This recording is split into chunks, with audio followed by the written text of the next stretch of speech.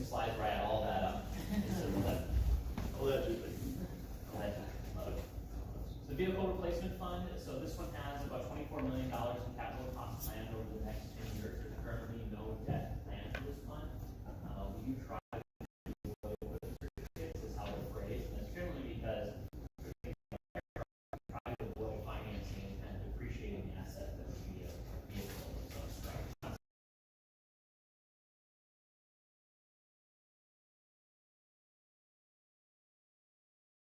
Amending in 2027 that the internal funded fees go up 25%, 15% the year after, and then 7.5% over those 4 years, and then 5. So these fees are actually paid for by the property tax levy. I've got a question, probably for Jenna, but I don't know. The vehicle replacement fund, and it's funded at this. How are we putting more money in for inflationary dollars?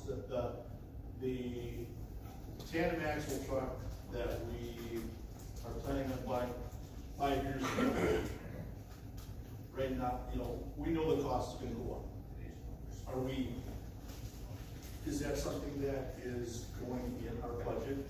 So that's what the plan is, Kevin. Is to really play into what pieces of equipment we do and what's the replacement year and what is that replacement dollar as we add inflation to those. So when I look at the 2 bumps in there, those won't be financial bumps because we will have put money in. And the reason we get the vehicle replacement fund, so we're not doing this like the fire truck at $1.8 million. So it's steady. So with inflationary dollars, we should need a levy increase in 2033 to cover the new cost of the fire truck. So I'll let Dan answer this because I think what he is showing there is that we do need to increase it to keep up because we're not keeping up, and we need to probably do a little catch up too.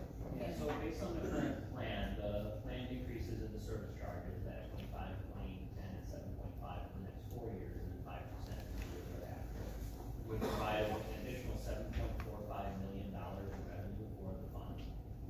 And the thing to keep in mind is that the vehicles that are currently in this fund really are all general fund activities, meaning that these charges go back to general fund departments. So we're talking about increasing the service charge for the vehicle replacement fund. We're talking about increasing most likely the property tax levy because that would be the funding source that would support the individual departments.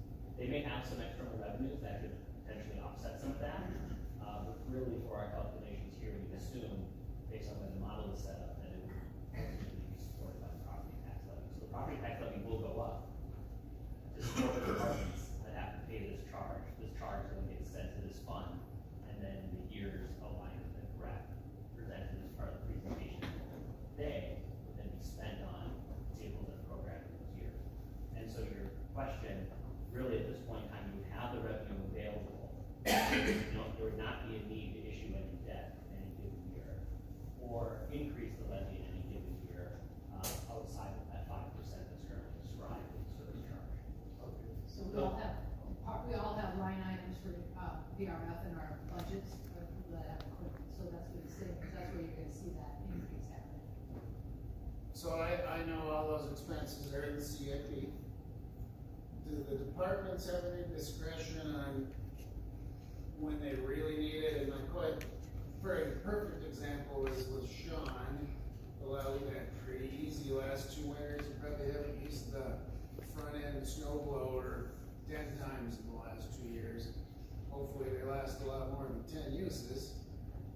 If you had that scheduled to be replaced 2 years from now and we have another easy winter, can you push that a year or 2 later? Yeah, we actively do that, between John, our maintenance manager, heavy input from Shannon, our lead mechanic. And then when we get to specialty equipment, whether it's at the golf course, talking with Jesse about some moving pieces as well. Everybody really does go to, whether it's Sean or Chad, we'd really like to formalize the process a lot more, so it's consistent across all departments, but, we do go through those evaluations, right? If the money's not there and we need, you know, whether it's, we're getting high rates of return on traded in equipment or vehicles, or, you know, the biggest issue for us in recent history has been, no government, reductions, right? Or government deals by car manufacturers. We used to get, significant discount, you know, it went up by 25–30%, go from, you know, whether it was our F-150s or Jeeps and, building inspections, those discounts were dramatically reduced to zero. And so we have to start playing with those, the analysis and, you know, depending on how many miles, what things are going for, that kind of thing, hours on equipment. We do, we plug it in based on, you know, what have we historically done, but year out, 2 years out, we start looking at, is it more advantageous to do it now? Should we wait? You know, it's hard, because there's so many different factors that can come in and play, in a short period of time, right? Like, Just because it's in the CIP doesn't mean it's absolutely gonna happen. It'll be reviewed again.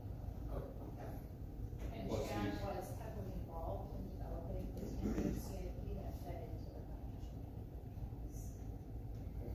But Sean's working on a way to get that back way, to the greater blade. Nope. No. Just a year. That's not in the plan, Dave. I gotta keep trying. Yeah. And we told people how much that would cost, and it was significant, To put it that way now, cause you need a it goes on, road grader. it goes on the blade of the grader. Yeah, that was before my time, but, You need you need way more graders. Yeah, and they're worthless in the summer. So I gotta keep us on track here, so. Well, I was just curious why Mark Rolando has in his BRF, fire truck. Praise. Really trust it. Oh, okay. Okay, All right, back on track. Alright, and then, yeah, the big spike in 2033, right now, the city is planning on replacing, the aerial fire truck, so that looks like a cost of, around $5 million, so. One thing I would add is really the council had a lot of foresight putting this fund together to manage your equipment needs. Of course, as you know from the slide, there are some adjustments that have to happen, but to the point made earlier, as you go through the budget process, you can evaluate the CIP, figure out those charges really on an annual basis as you adjust those plans and make some of the determinations that Sean was mentioning. So we move into stormwater, there's about $24 million in capital projects. The thing I would note here is this supports both the operating needs of the city and the stormwater system as well as any capital needs in an enterprise fund. So there is about $2.4 million in average annual costs supported by the fund. The thing I would note though is that the capital activity is what primarily drives the outlays in this fund. And in fact, there has been something of an increase over the last few, for the current year and then the future years. He was averaging about $352,000 in capital activity between 22 and 25. That has now increased to about $2.43 million between 25 and 26, and it goes as high as between 2026 and 2035, and it goes as high as $2.2 million in a single year, right now planned in 2032. Because of that additional capital activity, we are recommending a 10.5% annual increase in the rates and charges for the duration of the projection, really to support all of that capital activity. So it goes from about 1.8 million in 26 all the way to about 4.4 million in 2035. This is, honestly, when I look at stormwater fund, pretty common. We are seeing a need for more increases. The weather events are becoming more intense, more unpredictable. Infrastructure is aging. There's really just been a lot of demand placed on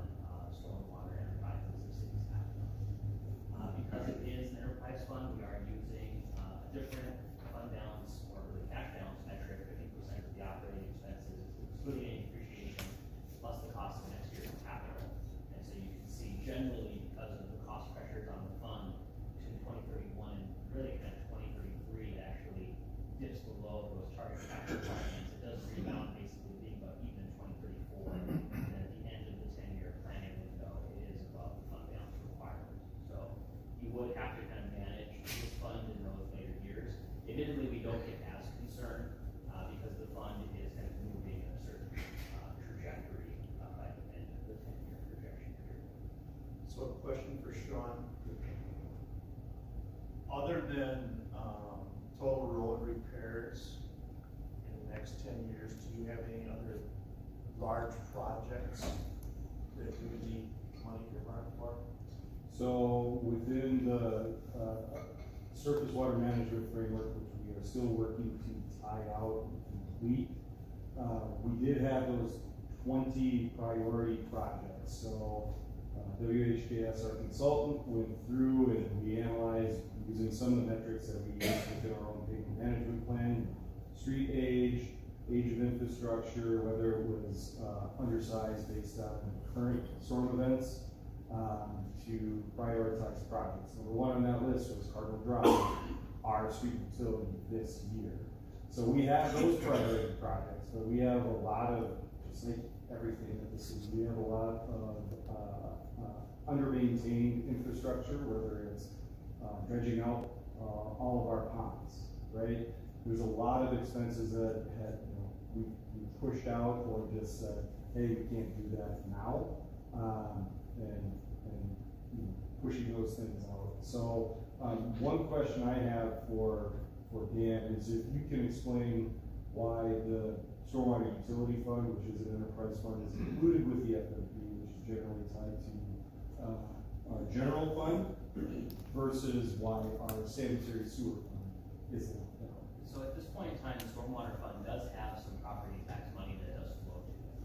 So our hope would be that over time, you would support all of the activities just with the rates being charges for the enterprise itself, and you wouldn't have property taxes. And that's based on, I think it was a capital improvement project, I believe, in 2016. Sounds correct. Yeah, so I think that would have been tied to our, southwest storm sewer improvements. So from the fairgrounds all the way out to MnDOT's ditch that goes under, South 45 or Oak, Cedar, I should say. That was our last major storm sewer or storm water infrastructure project. And so we still have some debt service that the general fund is paying for. And that amongst a number of things, or at least showing within this graph, working with Abdo and Jody and Ellers as well, how should we be spending our money? Because as of right now, you see the big dip in, or increase in storm sewer costs. We're doing two major state aid roadways in 2026.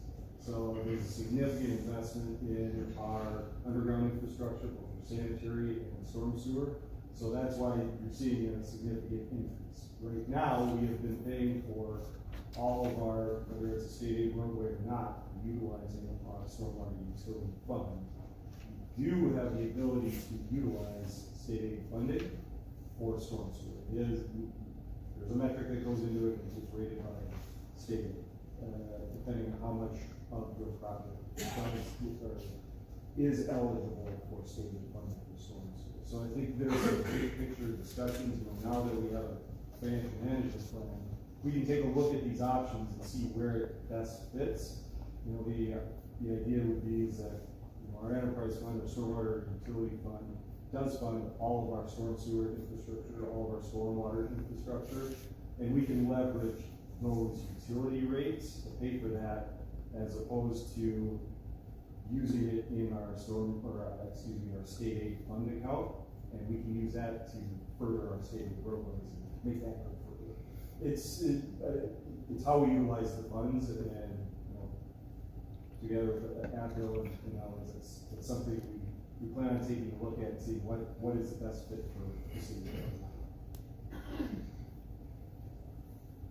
To dovetail onto Sean's point, I'd also say that at this point in time, this fund does not currently contemplate any debt. So if the council wanted to, it could certainly reduce some of those annual increases and fund some of the capital projects that were mentioned by issuing stormwater revenue bonds.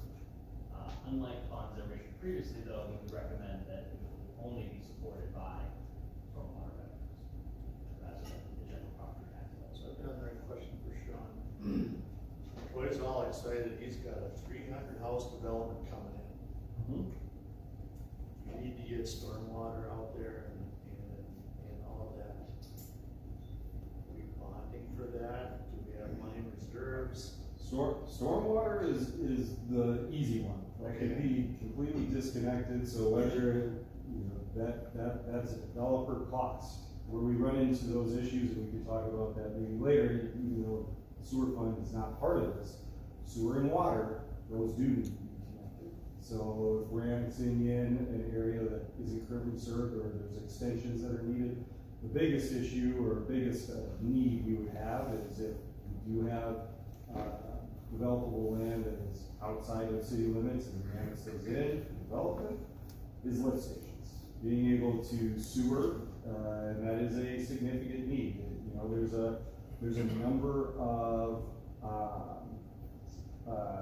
items that this FMP does not include, and this would be one of them, is how do we serve future developments, whether that's industrial, commercial, or residential development. We have no funding source or identified funding plans for extending our sewer services, and then a plan for how that gets paid back, whether it's by benefited user, benefited user areas. So that's one thing that's not really identified in this FMP, but hopefully looking towards that in the future. Okay, thank you. Okay, so, as I mentioned, we got it all up right now based on the inflationary pressure that exists in the city's budget and the new capital project and building maintenance fund levy. We would be projecting an 11.2% increase in the levy in 2027. In 2028, the levy would then increase by about 32.4%. That should come as much as a surprise to the council, because that's primarily related to the public safety facilities and the levy that would be needed to support those debt service payments. The thing I would note that without the public safety facilities in 2028, the levy would still be about 10.3%. And again, that's based on inflationary pressures and the increases in the levies that are recommended for the capital project. So is that also based on, we've got union contracts that are up? Are you making assumptions on that contracts? We have a general inflationary increase in the general fund portion of the FMP. Of course, if the negotiations were to exceed that amount, then this would have to be adjusted. Only thing I was gonna add is this also assumes that nothing else changes in our budget priorities. That's always one that I want us to at least evaluate, looking at significant increases in the levy and ensure that we feel like we are providing the correct level of service, providing all they need to provide. Community input can help us with that. You know, we have large levy increases. Well, what are some things we maybe do more than we need to do? And that would be valuable input too. Maybe there is nothing, but I do think that should be part of the conversation, especially in lieu of very significant increases on the levy. So right now, based on those increases, sorry, Go ahead. based on those increases in 2027, that would be about $154 per year, and in 2028, we'd be looking at about $550 again. Most of that being the tax levy increase associated with the public safety facilities. So, really, I think we were looking at like a $300,000 home, around $400 for that project. You can generally see that the 3-year average, including those projects, is about $272 per year. It does moderate a bit as we get into some of the out years, and those inflationary pressures tend to levies just compound on each other, and so you can see that average does come down. One thing that I would also note when we look at your peer and regional comparison, there was one typo in the slide that was provided ahead of time. We didn't catch it before the presentation today. But right now, as you can see, the city of Owatonna on a tax rate basis is, I would say, firmly in the middle. It does you look at kind of third here, but this chart I think is a little misleading, because when you look at Owatonna, Fairville, Austin, those are all in the 50% range. There's only a handful of percentage points on a tax rate basis that separates those three communities. And really the average is that same amount. It's also in the 50s. So even though this slide would say, oh, you're above average, difference between that average amount and the city of Owatonna is like 7 percentage points across those four communities. So I would say right now, very firmly in the middle, Northfield and Owatonna, you know, kind of at the head of the class, and then not unsurprisingly, Burnsville, Mankato, and Lakeville, which are the larger communities that are included in your comparison group, they do tend to have lower tax rates, and that's not uncommon in larger communities. They tend to have greater economies of scale, more diversified tax bases, and we do see that they do have lower tax rates generally. That's not universally true, but generally that is the case.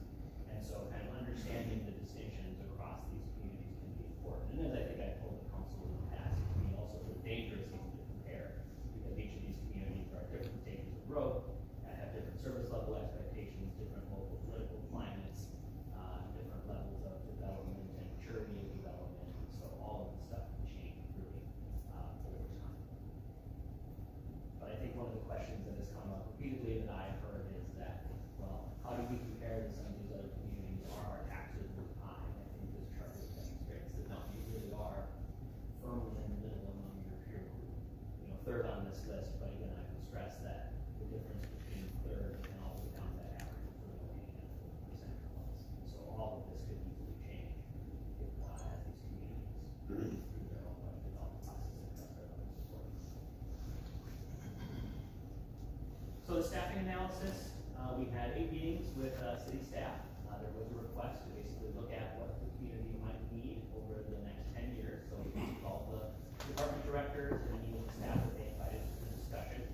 We discussed service level expectations, the available staff, and current versus future needs. After those conversations, we compiled a list that included really the better part of 25 different FTEs from the 9 different departments.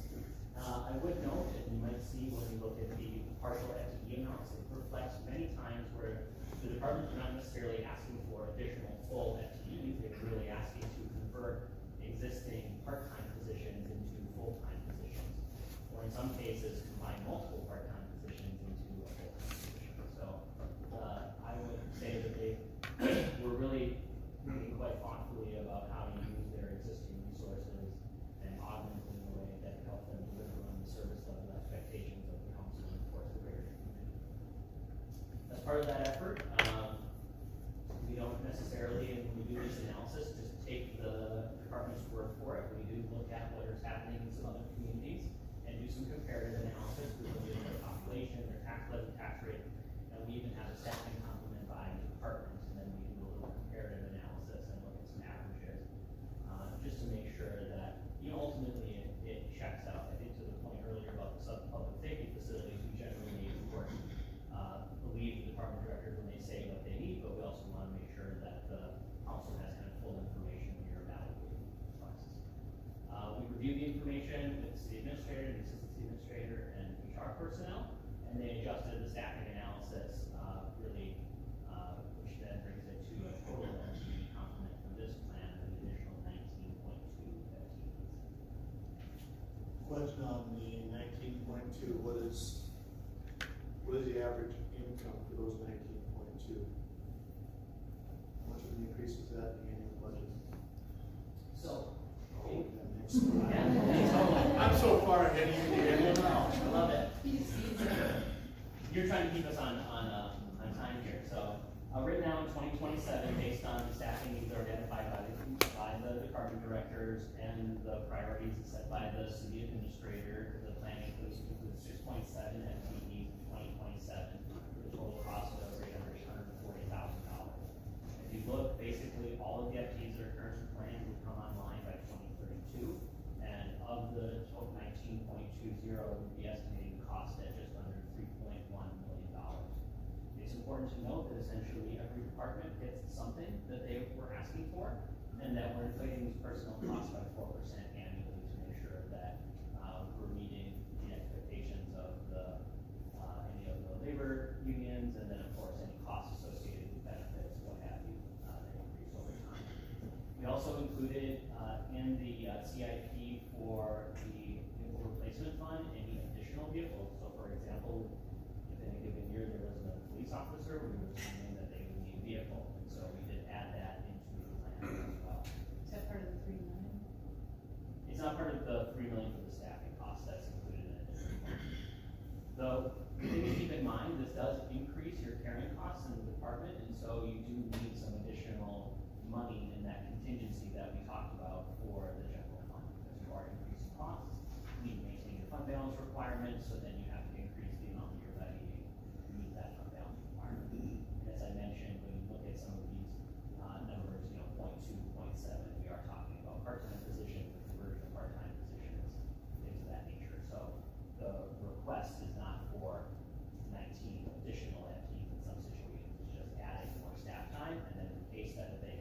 cross some of the thresholds for benefits, adding the costs associated with benefits.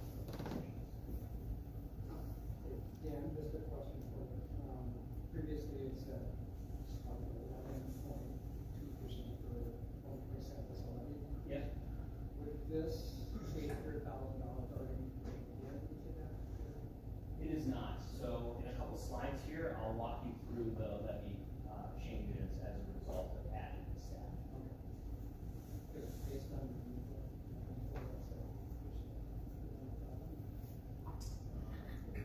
Four, that's the 838 is the lower four points on the levy. Thank you. Sorry. So then, at the request of staff, we also did a staffing complement by city using the same peer group based on the ones that we use for taxes. So you can see, much like in the situation with taxes, you are in firmly in the middle. We use a measurement of FTE for 1,000 residents, so right now about 6.26 FTEs for every 1,000 residents in the city of Owatonna. And again, much like when we talked about with taxes, you can see that in that middle group, there isn't much variation between like the kind of middle third with the 6.09 in Northfield all the way up to 6.7 in Mankato. Again, Lakeville, being a larger community, is perhaps something of an outlier in terms of how they structured their city. The thing to keep in mind is that if you actually added the additional staff, you would go from the 6.26 to 6.98 FTEs. So essentially going from fifth to third.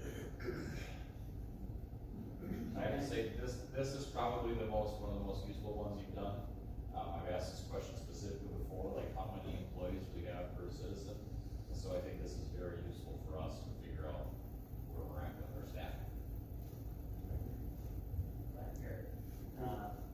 And the nice thing as well, again, reaching back to one of my earlier comments, even when we adjust the staffing complement for the request by the departments, it's not like there is really a drastic increase. You're still in that 6 band in terms of, 6 or so FTEs for every 1,000 residents. So that's also for us, from Eller's perspective, some overlapping consensus that the request is reasonable, and is not anything that we would see outside of the peer group in terms of what we generally describe.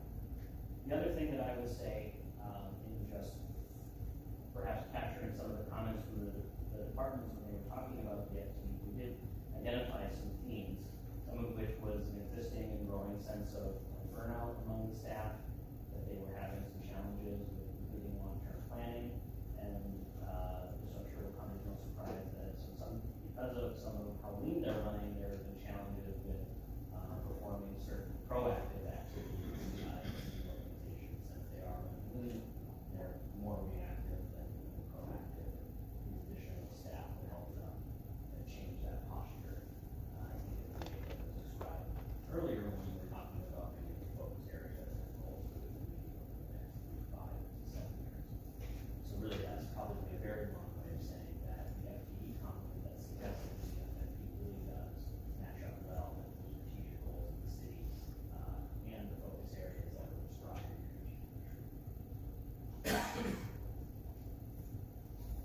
So jumping into the property tax levy, in 2027, it goes from basically the 11 and change up to 18.9. And then because of the magic of math, we get a little compounding, so the levy actually increases a little less in 2028 compared to the previous model, but still essentially.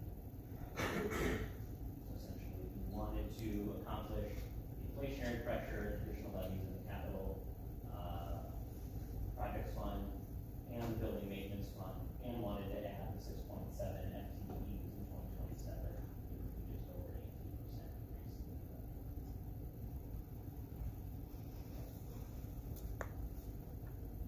And so again, the impacts of this were the case, about $268 in 2027, a very similar amount in 2028. Again, most of that is the public safety facility levy, and you see the average does increase a little bit to $320 over the first year. And much like the previous model, when you get to the others, it does moderate a bit as we get past implementing some of those levy increases in those capital project costs. Is there any levy, base growth figured into that? It is, yes. So in this situation with the levies themselves, this is just the increase in the, property tax levy itself, which is the number that has to be adopted by the city council. The green line represents the tax rate, how the tax rate will change over time. That green line would express some of the tax base expansion that we talked about in the presentation.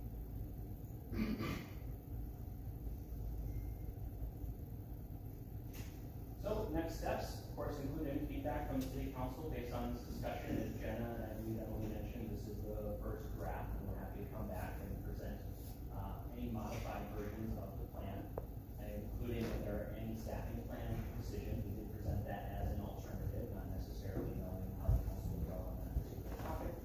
And then we would plan on reviewing any of those changes or updates at a future work session. That would also include a discussion of the investment portfolio that was mentioned earlier, most likely. To then finalize the plan, we typically ask councils to take a motion to accept them. We don't really adopt them, but that gives very clean guidance to staff about what is in the plan, what the financial expectations are, how it is that they should proceed on a year-over-year basis to the annual budget. And then, of course, based on the level of financial activity currently for the city of Ojai, I'll just recommend that you review and update this plan on at least an annual basis for the next few years. And I think we've already been talking, but I'm happy to talk some more. Any questions? All right, we have 1 hour to go, so Jenna, what is your next priority? Because we're not gonna be able to. Well, let's give it a shot, but we probably won't. But let's go right to the assessment, conversation if we can. I think Dan, you wanted us to do a little bit of that, Sean? The big interesting meeting, again, had some things in. That work for you? Just to kind of set the stage, these next 3 items is to speak pretty high level and then get a little bit more clarity on what you want to hear more about when we come back next time. So, assessments, this is a big topic, so we're gonna try and keep it a high level today, hopefully get a little bit more direction and then come back with a more detailed conversation. It's not when we play what ifs, right? And play with the financial management plan and what that might look like, or what that could do, or how that may work. So this is where I've been trying to hold you off until I told you we'd come to it. So, Emily's point, to stay kind of high level, but really start to talk about what our options are. So Sean, it's yours. Yeah, so, we had, numerous comments about special assessments, the low level of funding that it's providing on a percentage basis. We didn't really want to move forward with any discussion of moving them, making modifications without having financial management plan to help back that, decision. But I could start with, so with special assessments, some general, or what's working well with special assessments. There's a decent general understanding. We've been doing it for a very long time, since the early 80s. So, from a historical standpoint, people get it. They understand what it's there for and why it's there. Doesn't mean they like it, but there's a long history there, and there's some predictable funding, right? We can, as long as we know what our assessment rate is at, we can understand with each project what we're getting out of it. What's not working? I think the biggest is the large upfront capital costs to property owners, whether they're commercial, industrial, or residential homeowners. We hear it time and time again. We hear it when we have a public meeting, whether it's a public hearing or neighborhood, neighborhood meetings that we hold in advance of those public hearings. On top of that, people like having paid interest on top of their large capital or upfront costs if they are spreading that payment out over the 10 years. We do allow and have allowed. There's a perceived inequity of cost burden. I don't drive that much. School buses drive more, they should pay more money. Garbage trucks, that trucking company, they do this, right? There's a perceived inequity of what that cost burden is based on users of the roadway, as well as just from property to property. based on how our assessment language reads and how we calculate what each property is going to be assessed. There's always discrepancies, there's always differences, there's always unique properties, and what do we define as a unique property? Well, it's not in our policy. So it makes it difficult to provide that equity label to every decision that we make. Significant drain on staff resources, so whether that's time or investing in mailings, those types of things, just for, again, that small amount of percentage benefit. And again, it's just low. Historically, we haven't hit the 20% threshold in, I think 5 or 6 years. So, and I think, yep, 2020 was our last student utility project that met the 20% threshold. Since 2020, there's been significant increases in costs. A lot of it's just been from labor force in terms of construction projects. Materials have gone up. There's a piece to this that we presented to council at a study session last year about a pavement management plan. This is just non-state aid streets. That does not include any of our trails, any of our city facility parking lots, our alleys. It's just non-state aid streets. We're drastically underfunded. And that's what we have plugged into the financial management plan now. So based on 2024 dollars, $3.8 to $4 million worth of just street construction, which on average relates to about a $7 to $8 million a year project. We need factor in water, stormwater, and sanitary sewer as projects. In order to get to that 50-year life cycle, that's what we have to get to, right? And that's what's been calculated into the FMP at this point. Historically, in the past few years, we've only probably done maybe a quarter to an eighth to a quarter of what we're supposed to be doing from a reconstruction standpoint, based on a 50-year life cycle. So, just looking at a big picture, what are some alternative funding sources? We can increase our special assessments. There's room to do that, but we need to ensure that we do not assess beyond the special benefit to individual properties. In order to hit that, that top end threshold, we need to add more cost to what a property could be. We need to go out and do preliminary assessments to, appraisals to individual properties to realize what the current value is, and then there's firms that specialize in special assessment or special benefit analysis and can tell you within some certainty the value increase by putting in a new roadway, whether it's a mill and overlay or a full reconstruction, and whether you replace the sanitary, the water, the storm sewer within that facility. And the difference between those two appraisals is the special benefit, and that's the max that we can specially assess by state statute. So that costs money as well.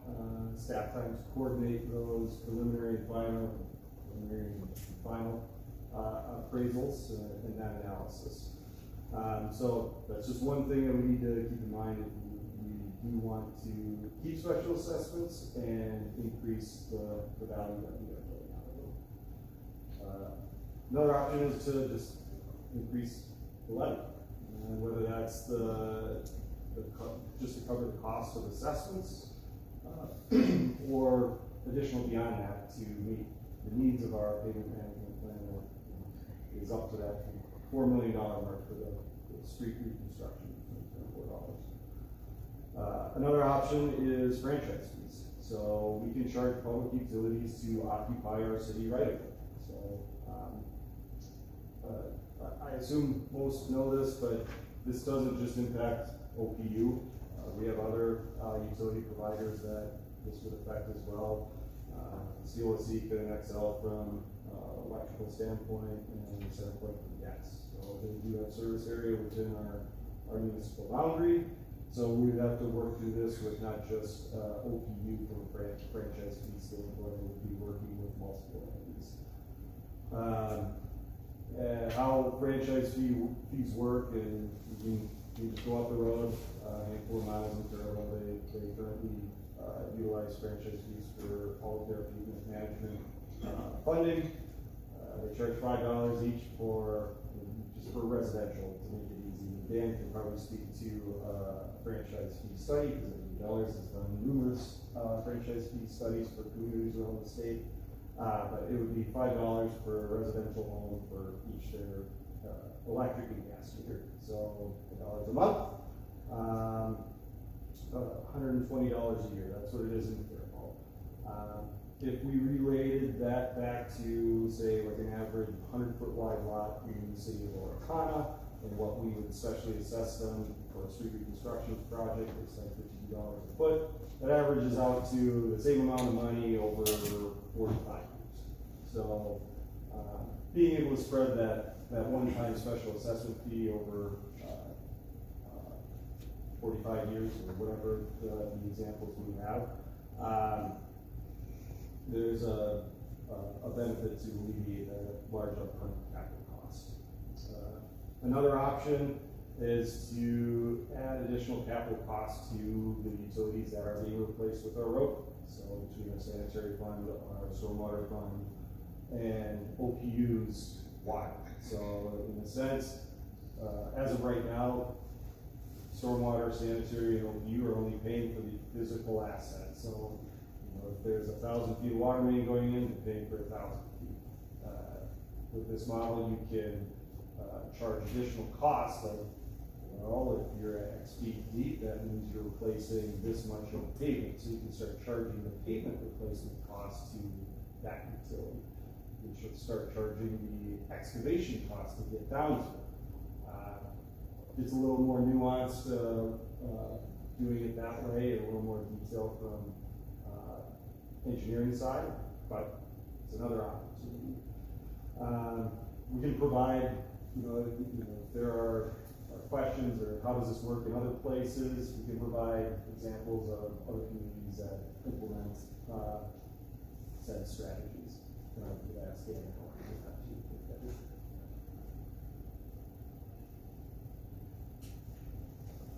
Nate?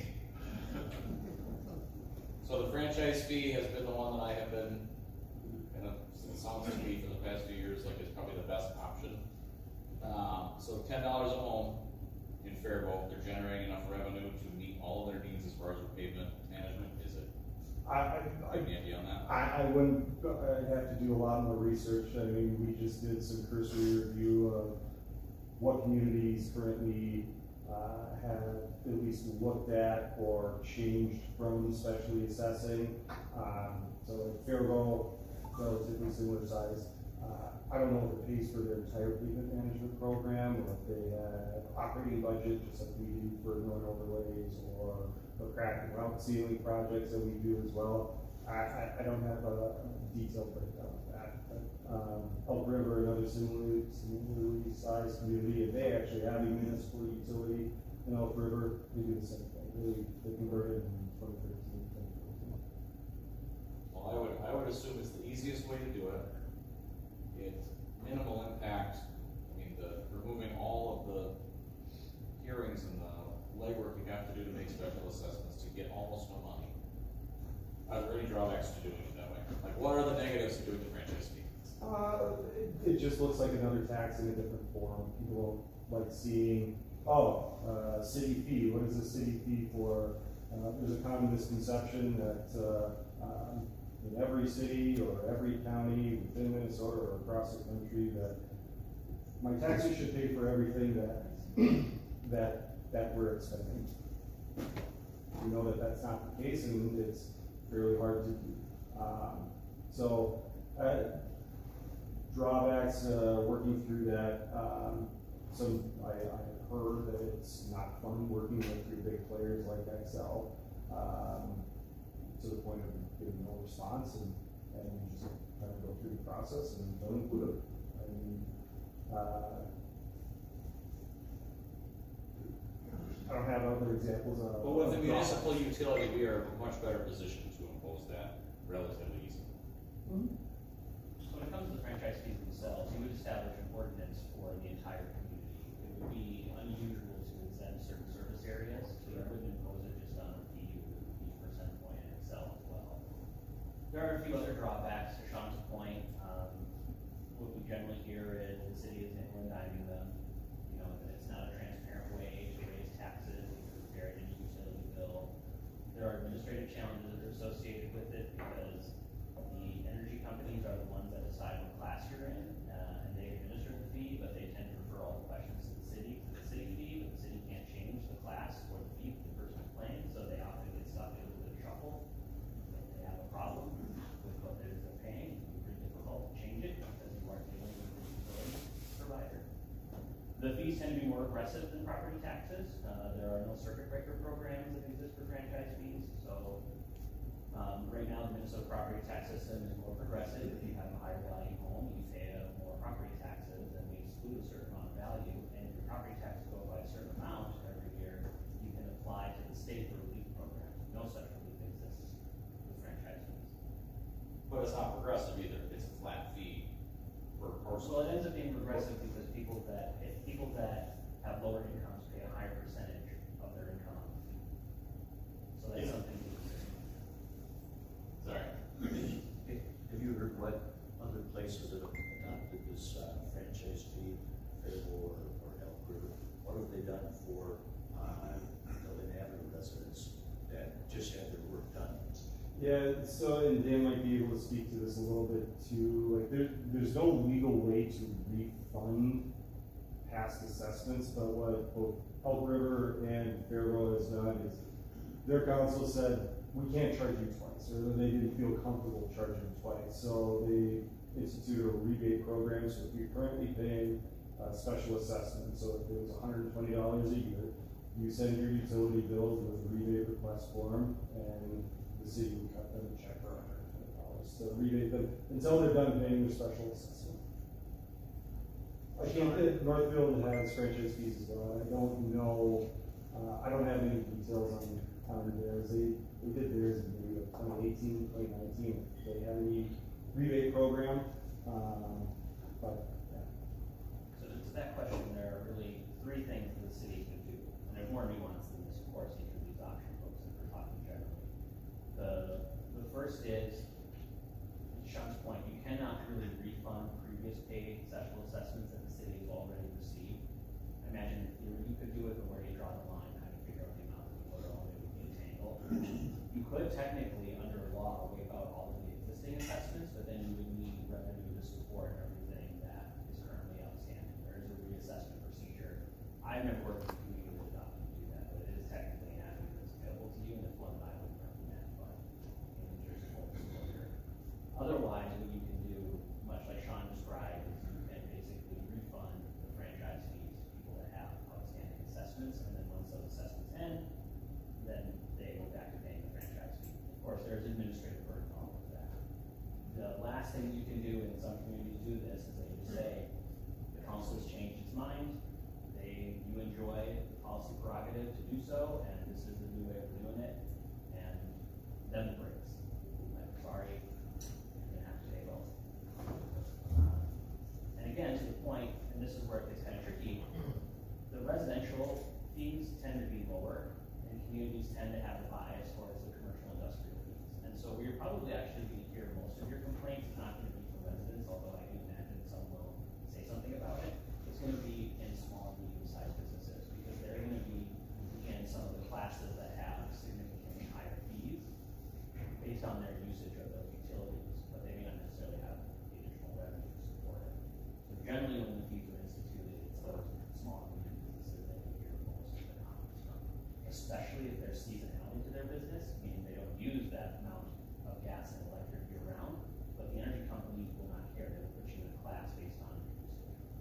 And so you may be in higher usage. So that's the thing to keep in mind.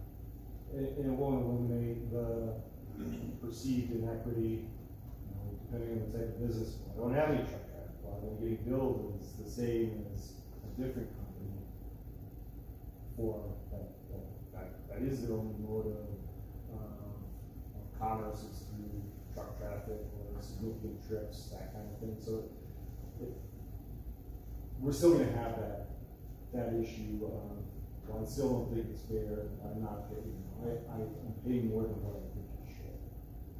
The other thing I would say about the fee itself is, under Minnesota state law, it can be used for any lawful public purpose. Now, cities tend to pick an activity like street reconstruction or street maintenance, something to that effect of buildings, but really, if you had fees that were in excess of what you needed for, let's say, replacing special assessments, you could conceivably use them for other activities. Such as parks? No, Sean, I've got a couple questions. First, right now, we do not charge for mill overlays, correct?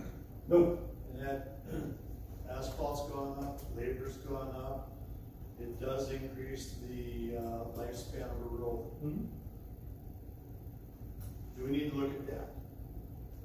Well, so I mean, ideally, going through whether it's franchise fees or some other method, I mean, with special assessments, yeah, we could go through mill and overlays and specially assess those. I believe, City of Chanhassen, they assess for mill and overlay projects. They have more. Just short answer, please. Yeah, we can look at that. Second, do you know if we took 10 years of road reconstruction, and I don't know if a 10-year window is enough, what's our average per year? We need cost. Yes.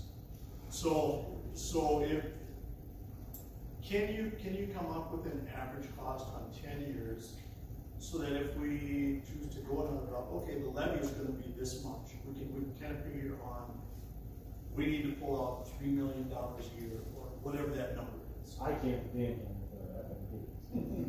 So over the next 10 years, the total revenue that will be raised from special assessments, based on the current CIP, which as you mentioned might change, will be about $3.7 million. And keep in mind, this is also based on our pavement management plan of, $8 million projects per year, and those get inflated. We have not been doing that. So, in order for us to deliver those projects, that would probably change our staffing needs that were, reported in the staffing analysis as well. So it covers almost nothing, like it's, so Yeah. not worth the trouble. Well, at the current rate of $52, and like I said, there isn't much more ceiling available for special benefit on home values or property values. Do we have any idea total number of just OPU customers that this would be applicable to? In the Oh. city? I don't know, what's the number? 10,477. But I'm curious, even if you just did a flat, every customer regardless of commercial, residential, industrial, even if you just went a flat fee for every single customer. So if we did $10 per account, it's like 1.2 million a year. So, And that doesn't include the accounts that we don't have numbers for Excel, Centerpoint, and Steel Seca. franchise fee, I'm all for it. Or we gotta do it. I would also mention too, that as soon as you use a flat fee, there are different ways to assess the franchise fee. You can use a flat fee per account, you can charge it as a percentage of the overall bill. You can even do it on production units, so you can charge residents on a per kilowatt hour per therm basis.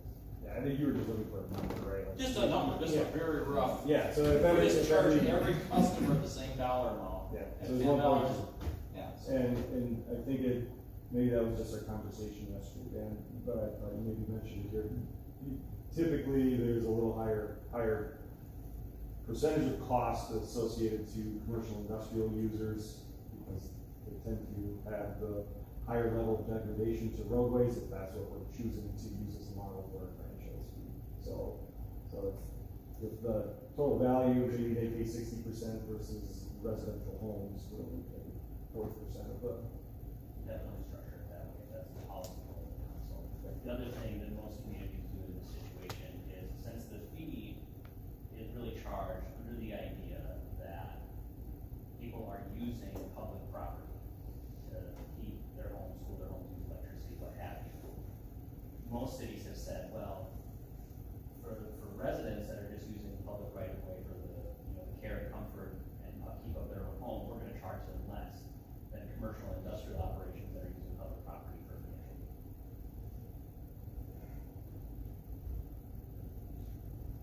So the challenge for council is, as high as assessments are, Mr. McMahon just got assessed for his new road. As high as that is at $52 a square foot, that's not meeting the cost when we redid the assessments in, I believe, 2012. And so we're already through levy increases, since that's what we need to do every time our road is redone. It's taken a hit on the levy every year. And we have to change the way we're doing business, because we just keep adding to the levy, and we know that we need to fix roads, we need to total redo, we have the infrastructure underneath is shot, like Main Street. And so maybe the road's in good shape, but everything underneath is shot, you have no choice. And so, the franchise fee, increasing the assessment amount, we have to do something. And I don't know that I want to go to Tim and say, well, we're gonna go to $78 a square foot. That's fine if you've got a 2-foot front yard, but, that doesn't happen very often.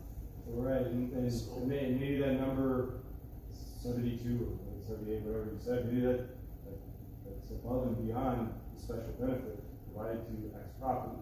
So we may not even be able to do that even if we said it. Correct. And when we did it, when we raised the assessments in, I think, 2012. 13 was the last one. 13. Or where we said, I believe it was 52 and 12 and 52 and 13. And that's, okay, this is a number where, based on costs, this is good for today. Well, it's not good in 2026. And if we change what we're doing, short of a franchise, it's a big levy increase to take away that $3.2 million. Mr. McManaman, would you be okay if you had to pay $10 a month on your ODU bill versus having a very expensive assessment every 25 years? Who are you talking to, Nate? You'd be surprised that I'll give a short answer, because it's not my typical way, but I think you have to look at user fees as part of the mix. I think it's just smart business. I think you have to start allocating it to usage versus just increasing the levy. Decide what you're gonna fund. Identify the source of funds to the use. I think you gotta look at that stuff.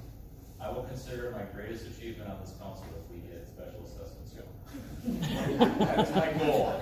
That will be my legacy, I hope. And is this something other studies that could come back and say, here's how we go forward with this on? For a franchise fee. Or looking at So- what the best approach to take? I think what we're looking for is direction as to what you want us to look into. So if it is raising the levy to replace it and meet the entire pavement management needs that, again, only includes non-state aid streets.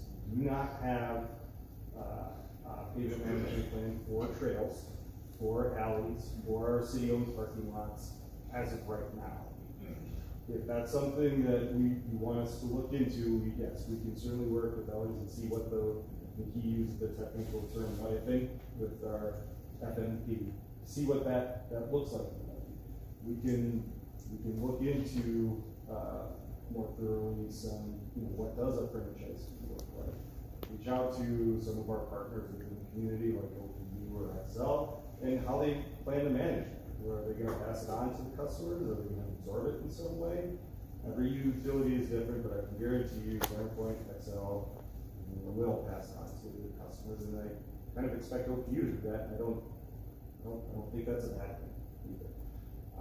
So I think what we're looking for is direction on what you want us to study, what you want us to bring back, what are you looking to entertain. But the challenge that we have is, it sounds good to get rid of assessments until it comes to budget time, and then 13 levy was too high. So we have to cut the levy, we have to cut it. Okay, are we going, the reality is, just because the assessments go away, the costs don't. And it's just been a shift. We're not charging Mr. McManaman now, but the reality is if we're doing mid-drive 3 years from now, okay, that's gonna be, what, a 3-point hit on the levy? Unless you franchise. Correct. If we don't franchise. So, it's tough to celebrate taking assessments away, short of a franchise. If we're forced to increase the levy because road repairs are critical.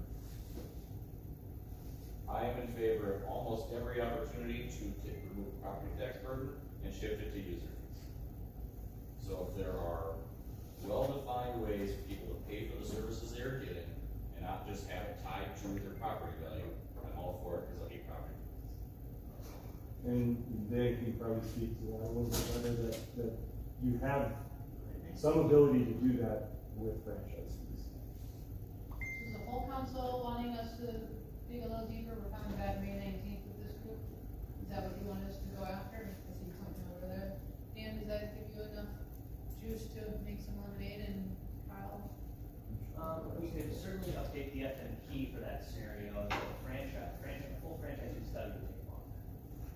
Here's my question, does anyone want to remain status quo on this? What was your answer?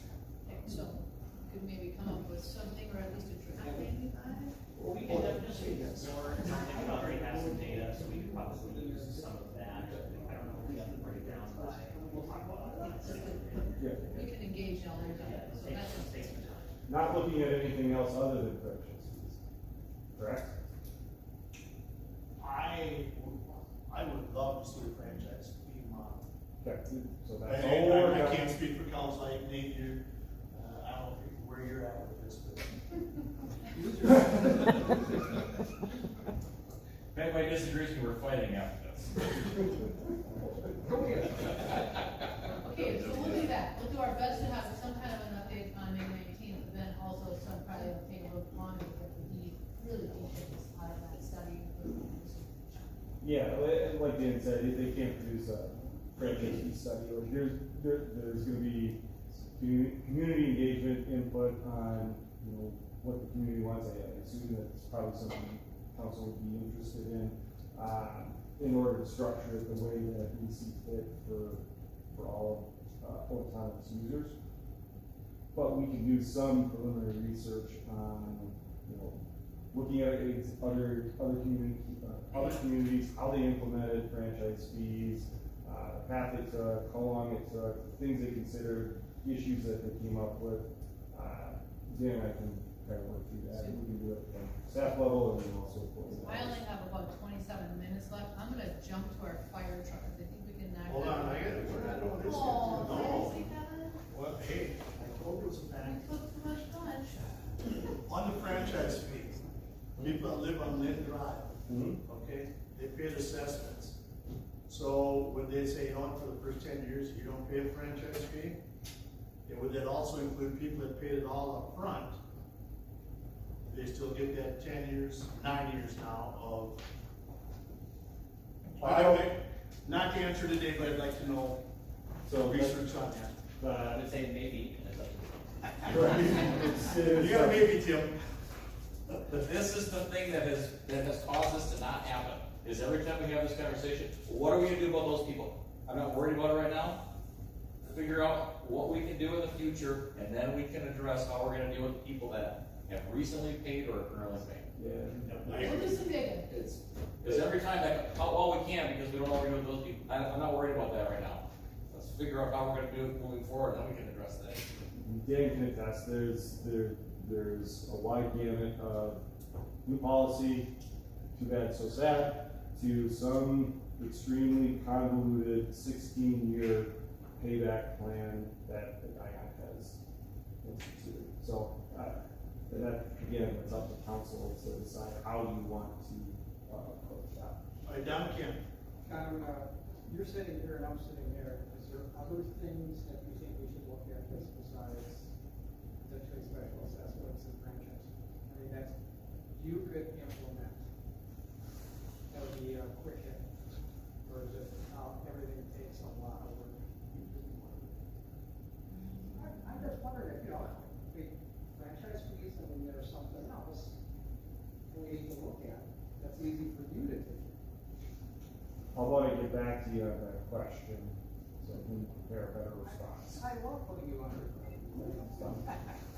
No, I will tell you, this has been the biggest issue since I've taken this position. From resident complaints, ensuring that we're following a very rigid statutory process where franchise fees, there isn't a lot of hoops to jump through. It's very open, and so it's one of the best benefits that Elk River mentioned to me. Ergo has said, since they've instituted franchise fees, they've had 3 calls. We average probably 15 to 20 calls for every student, so All right, moving on, we're gonna go to the vehicle replacement fund, specifically to the fire truck and financing options, and that's John and Dan. Yes, Dan, do you have that ready to go on the fire truck? Yeah, we can definitely talk about it. Yeah, so we have a fire truck that is, Charlie did a study session a couple months ago, on the replacement of our engine 7209, I believe it is. $1.5 million to buy it, we've got $800,000 in the bank.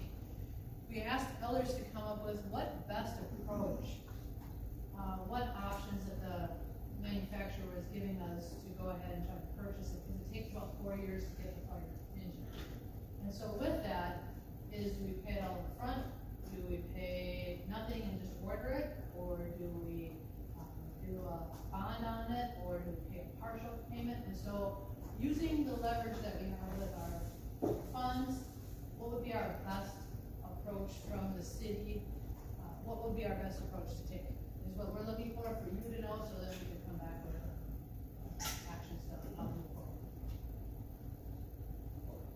So the thing to keep in mind with the fire truck itself is that right now, based on current CIP, and this does assume some of the rate increases that I discussed with the council earlier, the city would have enough cash. There's currently no plan to issue any certificates for this particular fire truck or for the original model.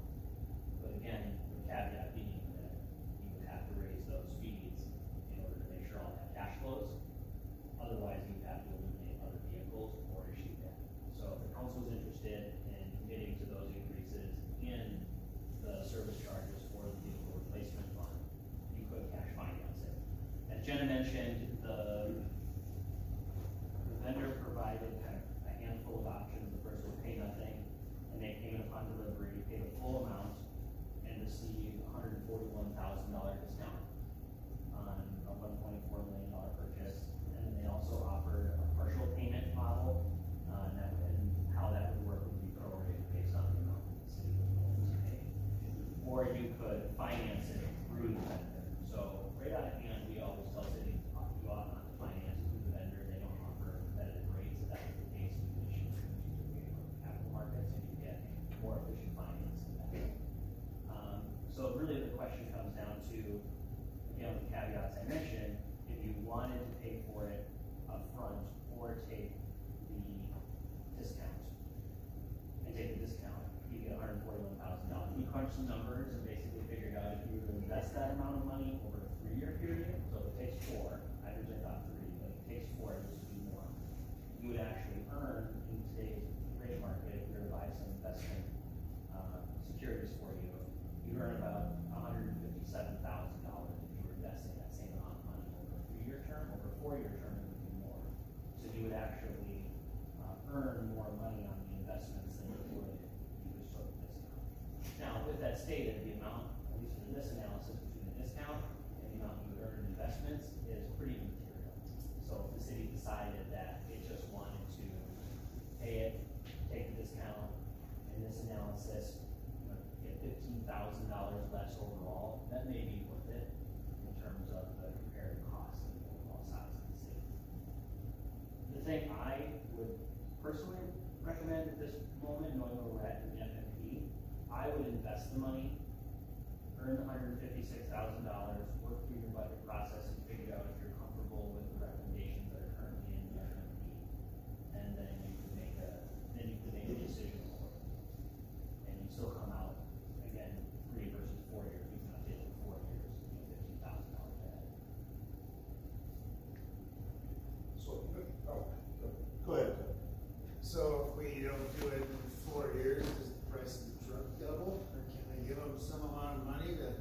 in the price? He would do it, do you know if that, Jake, if it blocks the price once we, If we get the, basically put the order in, that locks the price, is my understanding. So we can basically tell them yes or no rather soon, I don't know exactly. So my question is, I don't know if it's Jake or Jenna. Did we go out to bid on this? I don't know when it started, but I think we've gone with the same company for a number of years. So I'm guessing that we've stayed with them, I don't know when it started. That's my question. We're talking about $1.5 million. Are we satisfied that this is the best price? it might be a state contract. Yeah, what are there, 2 or 3 manufacturers total? The downside, that's what's also the killer right now, is that there's not a lot of options, and they're all, I think, relatively the same timeline and very expensive. They're all in bed together. That's, well, I think there is truly an actual case for that, so. I read about All functions on the trust server are the same. If you've got Pearson and variables involved, you've got different systems. Jody, do you know that, or Dan, on the state contracts, I would assume that these. Probably some, Yeah, it's possible to state contract, otherwise there are a number of cooperative purchasing ventures that include, fire truck manufacturers. And so in those situations, under Minnesota state law, if you're using a cooperative purchasing venture, you don't have to. Jody, you were on our last call, Charlie, do you agree with Dan's recommendation that we hold off? I would have to look at the numbers, but, okay. And I would say at this point in time, the reason I would just recommend holding off is because there are recommendations in the FMP and the council has made all decisions about them.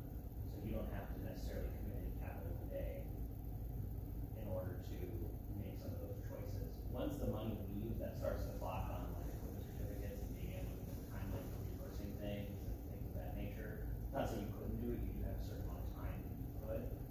We want to make sure there's a reimbursement resolution. That's the way I would think about it, but frankly, since the difference between the discount and potential investment earnings is basically material amount to the size of the city, I don't think there's necessarily a bad choice. Nick? But the interest earnings are on the total amount, not just the 800,000 we currently have. You know, so we pull more money, take the additional monies from the purchase price and invest it in total. Correct. Garner Yep. the $137,000. And that's what's currently included in the financial management now, we're assuming that we're gonna cash finance the fire truck.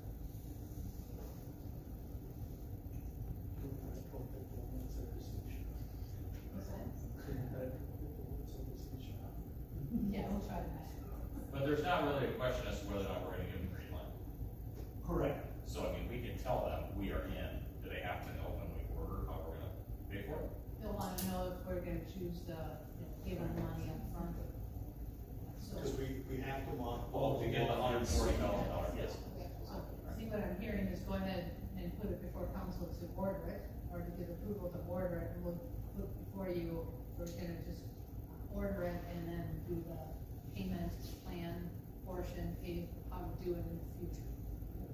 You could, yeah, if that's what the council's comfortable with, but also, I mean, I would also defer to Jody, since she's acting as the finance director, where she feels comfortable with as well. I would want to just take a look at the numbers a little bit more and make sure that we can lock in on that price. See what the investment rate of return is, see what that delta is. I can tell you just right now for the council's benefit, it looks like based on option 2, the discount rate that they are providing was 3.595%. Right now, when you look at like 3-year treasuries, you can do much better than that. So that's where we're really getting the delta from, is the discount that they're offering, or what you can earn if you're investing money in market securities. Again, though, the difference is not huge given the time horizon. So that's really just the question, is if you want to lock down $15,000, maybe $25,000 more, because our initial analysis thought years, in fact, 4 years or more. Can we use that on parks? Just kidding. And you have to figure out your individuals too, right? Oh, and, Yeah, I get what you're saying.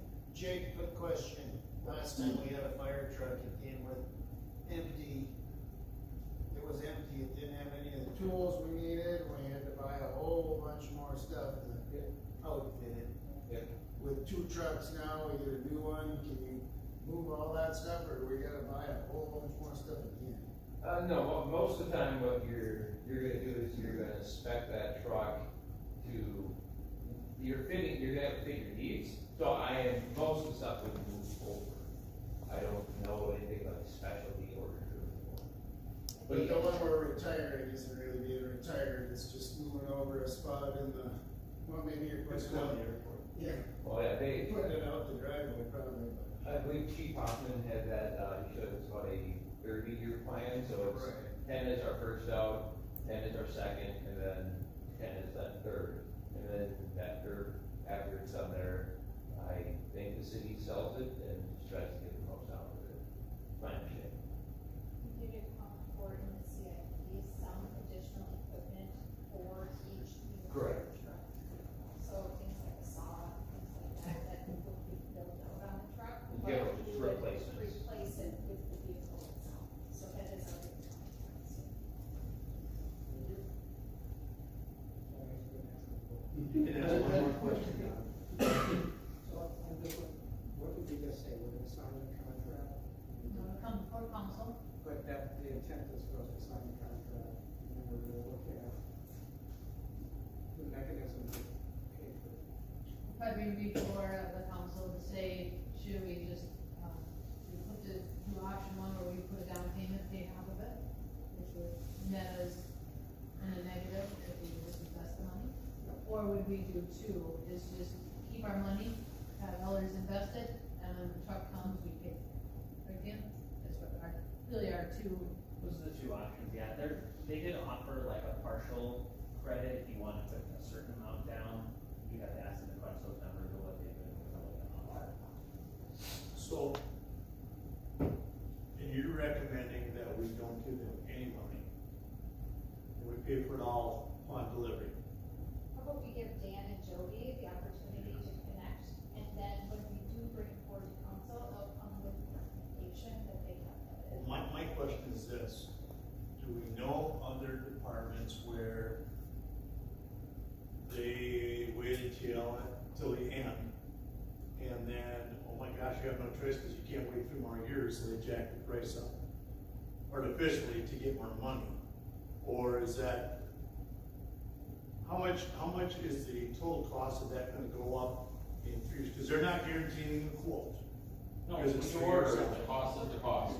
That's it, even if we don't give any money. Lock it up.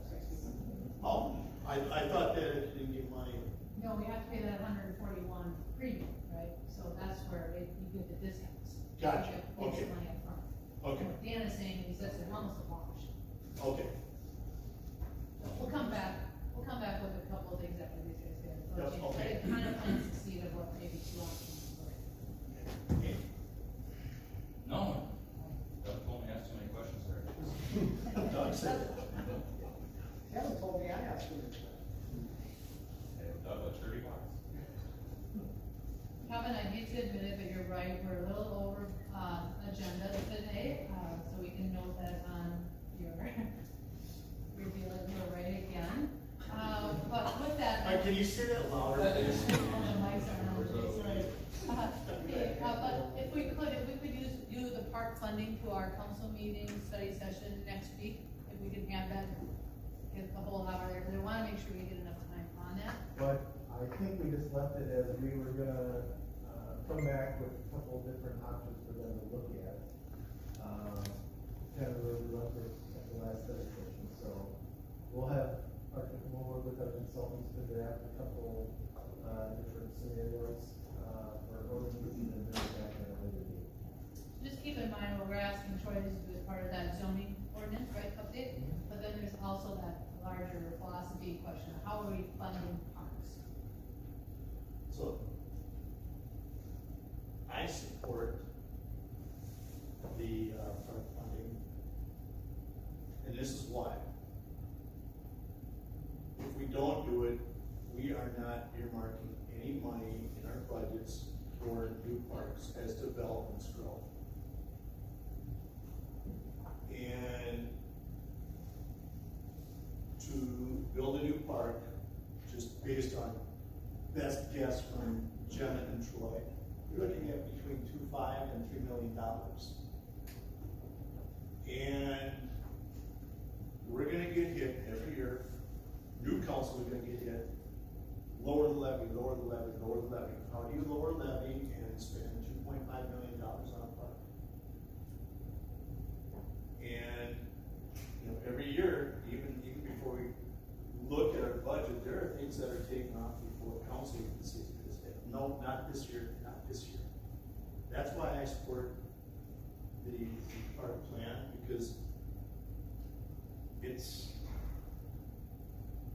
yes, you're gonna pay more for your house up front, but you also know when you build that house in a new development, there's gonna be a neighborhood park in there. And we can't promise that. If we just, we'll build a park at some point. Neighborhood's not even designed for it. That's just my comment. So I hope to have a lively discussion on Tuesday, a week from today, on that topic, and we'll give plenty of time to people to hear everybody's input on it.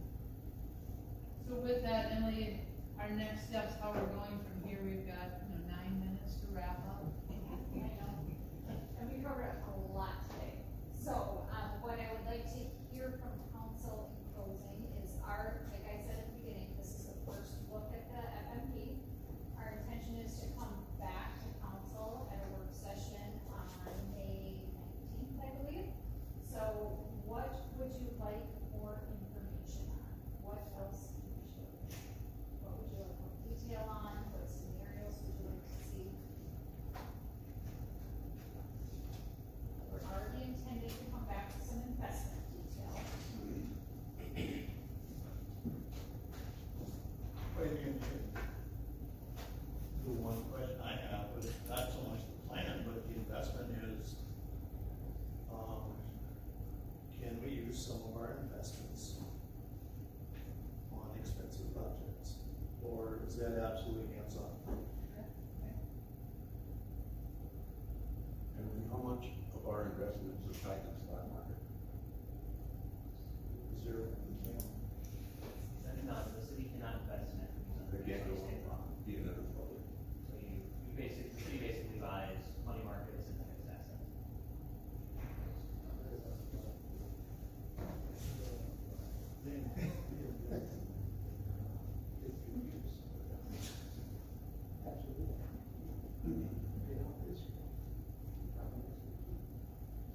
Okay, so between now and let's say, the next week, if you think of anything additional, can you please connect with either Jenna or myself, just so we can plan accordingly for that next session in May? I'd like to say that I was really impressed with what happened together with all the people. And I think that is something, as Doug articulated before, was exactly what we need. To see things going out in the timeline, so you don't have to do it what crap will just happen. I just would like to see, we have the updated number for, just to give me a better perspective. That's my. So from there, then it starts kicking off our 2027 budget. Absolutely, Right, yes. so a lot of this is where we're like getting this information and trying to go with it, and then it helps us with that 3-year focus area. So we'll also start working on some items in that. Correct, yep, so as we talked about at the very beginning, council set that vision, those 3 key objectives. So now staff will come back and start putting together some action plan proposals to bring back to council, so you know what our plan is for how we meet those objectives. I'll echo what Don said.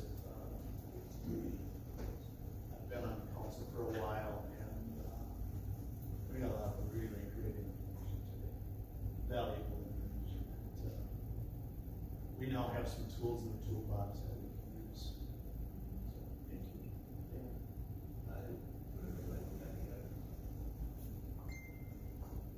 I'd like to see some, options out there. Over the last 4 years, we've raised, the levies went up 35 points. And next year, we're looking at 21. That's 15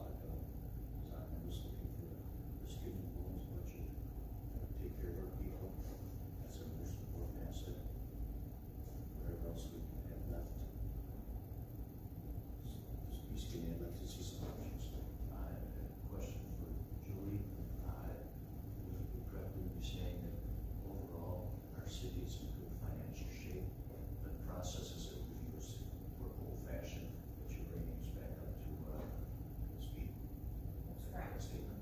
Strengthening your internal controls. And, another question for Jenna. You have the department heads that cut back another $1.9 million. They didn't spend the fourth quarter last year. They've been given the go-ahead now to spend that $1.9 million. We have not, we were waiting for that audited number to come back in case of some corrections and adjustments. You know, I wanna go off Dan's last question. I know that you had things in your budget the last quarter of 2025 that you wouldn't put them in the budget if they weren't important. And those things have been put on hold for the last quarter of last year and the first quarter of this year. And thanks for understanding. Thanks for your patience with these things. I expect our audit to come back, much like the preliminary, but really appreciate your positivity with that and understanding that we're all moving forward, and I like the direction we're going. What you're really, what Kevin said, I would see next year, we're not gonna have to do what happened at the fourth quarter, because we're gonna go based on what we see. So, the investment that we've made in both of our partners here going forward is gonna be absolutely crucial. Now, I know you guys understand it, I hope everybody understands the investment we made, as an investment, it cost a lot, absolutely. But going forward, it's not a cost, it's an investment. I know that people don't look at it that way, but geez, my property tax, it's money well spent.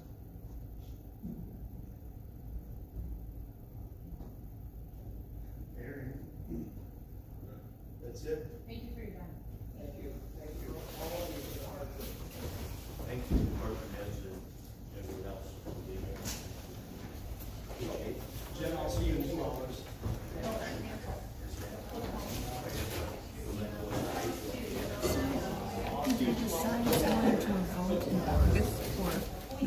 They have not said because their 10 days are not up yet. When is the 10 days up? I'm not, I think from what, it was submitted electronically on the Thursday. She's taking your hard copies, is when it's submitted. Yeah, And so. but she's still using Monday because of the Easter holiday, I think. That's She's fair. using Monday, the first week of April. No, that'd be the, hang on here just a second.